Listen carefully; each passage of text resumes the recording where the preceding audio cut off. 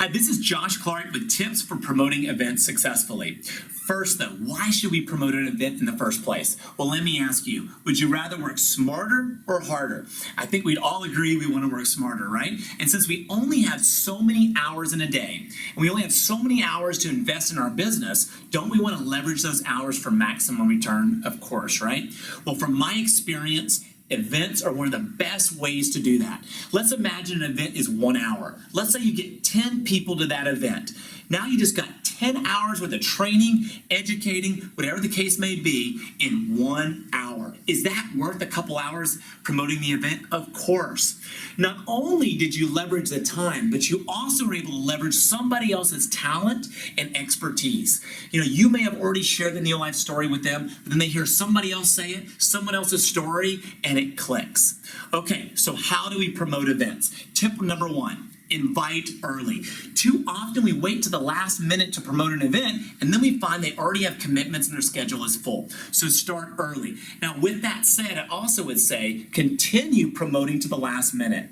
I'll never forget, I had an event at 10 a.m. on a Saturday morning. It was Friday evening. I was working hard, making phone calls, and I remember it got to 10 p.m. and I thought, okay, I only have time for one more phone call. But then, everything in me, the negative, voices saying, oh, don't do that, go ahead, stop, relax. But thankfully, I picked up that phone. The person showed up the next morning at the meeting. His name was Jack, and he became a director. That was a great lesson for me, the importance of inviting early and inviting all the way up to the last minute. And of course, don't forget to follow up with them before the event and remind them that you're looking forward to seeing them. Now, tip number 2, pick up the phone. It sounds, so simple, but let me tell you, it's absolutely true. Pick the phone up and invite people. Even texts can be great ways. Phone, number 1, text messaging, number 2, but use Evite and Facebook invites, as a backup. Too often I find that people rely on those, and I can tell you, you're not going to have great results relying on those alone.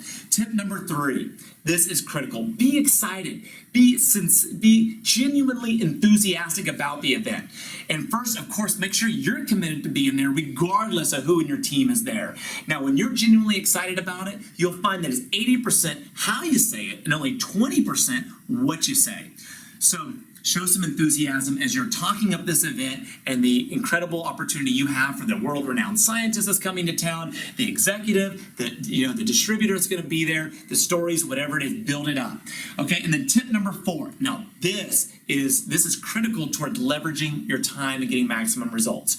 When they say they can't come to the event, show some natural disappointment. Then be gracious, say, bummer, I hate that you'll miss it. It's going to be a great event, but listen, I know you're busy. Family's important, whatever the case may be. Now, you take advantage of that opportunity while you have them on the phone to say, listen, I've got another event next week. Or maybe it's you say, hey, can I ask you a favor? If I were to send you a link to a video, would you watch it and give me your honest opinion? It'll share some of the same information. I'd love to hear your thoughts. Now, what do you think they're going to say? They've already said no once. Now they're much more likely to say yes, and now you've just leveraged your time, and then you get a firm commitment, schedule an appointment, and follow up. The people who say no can be some of the best opportunities to get them to do something else, which then brings them into your business. Now, tip number 5 is get a clear commitment. When they say they're coming, this is really important. Too often people get all excited and they say, oh, great, we'll try to be there.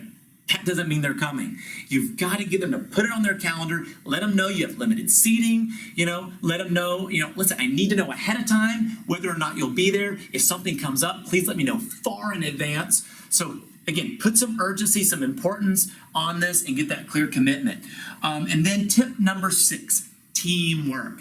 As you're building your organization, you may just have one person, you may have 10, you may have 100, whatever it is. Even get your family involved, because you're excited. You have a great speaker coming to town and you want to leverage that event. So you ask others to help you. In fact, get commitments. Hey, how many people would you be willing to commit to coming to this event? And maybe a meeting you have with your team, maybe a conference call, but whatever you do, put together a strategy and get commitments.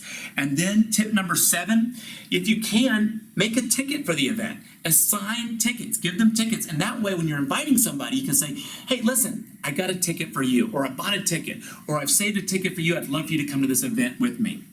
Now, tip number 8. This is a sure way to get somebody to the event. Pick them up.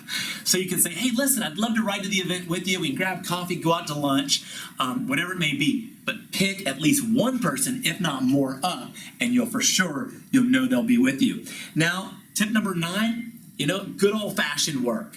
Work the phones, work your text messaging, take the time, invite early, invite to the last minute, follow up, remind them to come to the event, work hard, and I guarantee you, it'll yield tremendous results. Now, you know what? Practice makes perfect. When I started promoting events, I got to tell you, I had a lot of trial and error, and then I learned to successfully promote. Now, and then 10 is, let's say you have an event that's several weeks, a month out, 2 months out. Start planning other events, smaller events, leading up to the big event. It's an excuse to put together a game plan, to have a blitz leading up to this event where you have lots of shake and learns, one-on-ones, because the more people you can bring on board between now and then, now they're also, whether they're customers, whether they're club members, club promoters, they all can help you now. That many more people helping you promote the event.